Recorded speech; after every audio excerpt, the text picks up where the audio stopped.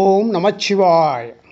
வீட்டில் இந்து பெண்கள் பூஜை செய்யும் பொழுதோ அதற்கு முன்பாகவோ அதிகாலையிலே வீட்டின் வாசலில் கோலங்கள் போடுவது வழக்கம். பூஜை அறையில் மங்களகரமாக இறைவனை வழிபடுவதற்கு முன்பு விளக்கு வைக்கும் இடங்களில் கோலம் போடுவார்கள். சாதாரணமாக வீட்டு வாசலில் கோலம் போடுவது வழக்கத்தில் உள்ளது. ஆரம்ப காலத்தில் அரிசி மாவினால் கோலம் போடும் பழக்கம் இருந்தது. எறும்புகளுக்கு அரிசி மாவு உணவாக வேண்டும் என்ற அடிப்படையில் கோலங்கள் போடப்பட்டது. தற்காலத்தில் சுண்ணாம்பு பொடியால் கோலம் போடும் பழக்கம் உள்ளது.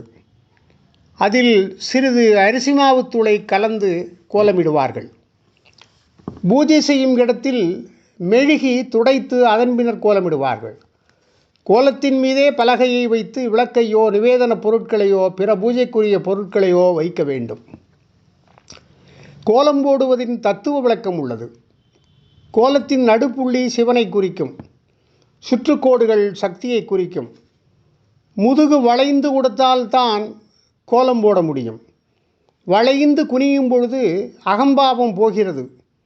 அகம்பாவம் இல்லாமல் குனிந்து வளைந்து சென்றால்தான் சிவனை அடைய முடியும் என்பதே கோலத்தின் தத்துவமாகும்.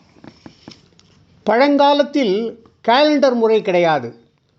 பஞ்சாங்கங்கள் மட்டுமே இருந்தன. பஞ்சாங்கம் பார்த்துத்தான் நாள் கிழமைகளை பற்றி தெரிந்து கொள்ள வேண்டியிருந்தது. இது எல்லோருக்குமே கடினமாக இருந்தது. எனவே பஞ்சாங்கத்தை பார்க்காமல் கோலத்தை பார்த்தே கிழமையை தெரிந்து கொள்ளும் நிலைமை உருவானது.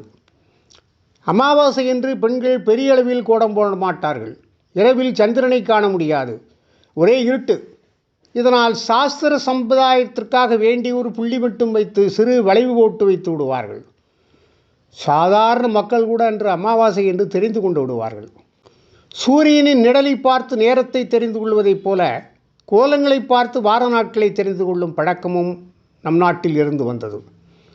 கோள்களுக்கு ஏற்றபடி பஞ்சாங்கங்கள் அமைக்கப்பட்டிருப்பதைப் போல கோள்களுக்கு ஏற்றபடி கோலங்களும் வகுப்பப்பட்டிருந்தன. ஞாயிறு அன்று சூரியன் போல கோலம், திங்களன்று சந்திரன் போன்று, செவ்வாய் அங்காரகன் போன்று, புதன் புதன் போன்று, வியாழன் குரு போன்று, வெள்ளி சுக்கிரன் போன்று, சனி சனி போன்று. வெள்ளிக்கிழமைகளில் மட்டும் பெரிய கோலம் போடும் பழக்கம் இன்றும் உள்ளது. செம்மண் கோலங்களும் போடப்படுகின்றன. விசேஷ நாட்களில் பெரிய அளவில் கோலம் போடும் வழக்கம் உள்ளது. புனிதத்தன்மை வாய்ந்த இந்த கோலங்கள் நமக்கு வழிகாட்டுகின்றன. வீட்டில் யாராவது இறந்திருந்தால் ஒரு வருடம் அல்லது 6 மாதம் கோலம் இடுவதில்லை. கோலங்கள் அடையாள சின்னங்கள் மட்டுமல்ல, மங்கள சின்னங்களும் ஆகும்.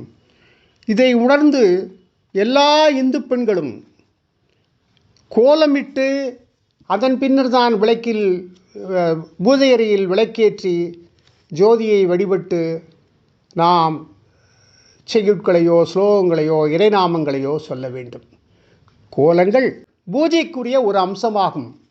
இதை அனைவரும் நினைவில் வைத்து கொள்ள வேண்டும். ஓம் நமச்சிவாய.